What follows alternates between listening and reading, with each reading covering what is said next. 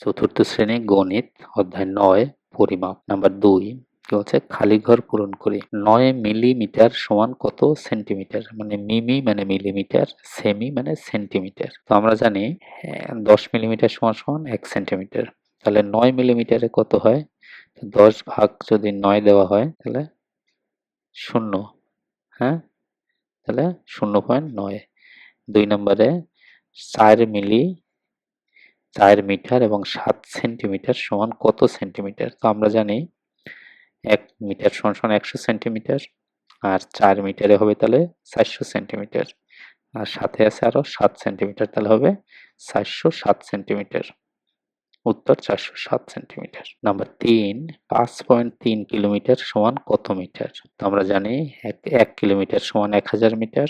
তাহলে ৫.৩ দিয়ে যদি আমরা গুণ দিই ১০০০কে তাহলে ৫৩০০ মিটার। উত্তর ৫৩০০ মিটার।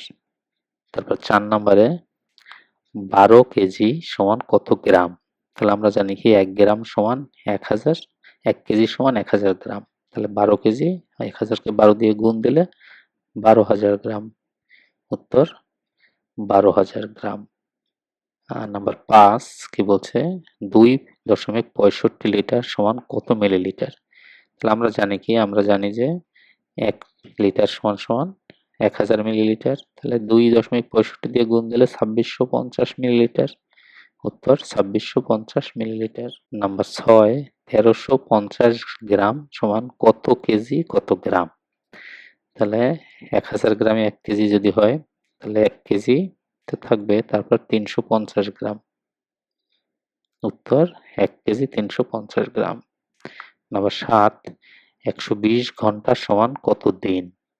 আমরা জানি ২৪ ঘন্টা সমান ১ দিন। তাহলে ১২০কে যদি ২৪ ঘন্টা দিয়ে ভাগ দেওয়া হয় তাহলে বেরোবে ৫ দিন। উত্তর ৫ দিন।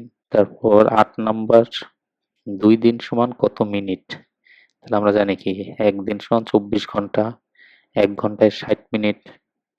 তাহলে ২ দিন ২৪ ঘন্টা গুণ ৬০, তাহলে হবে ২৮৮০ মিনিট। উত্তর ২৮৮০ মিনিট। Thank you.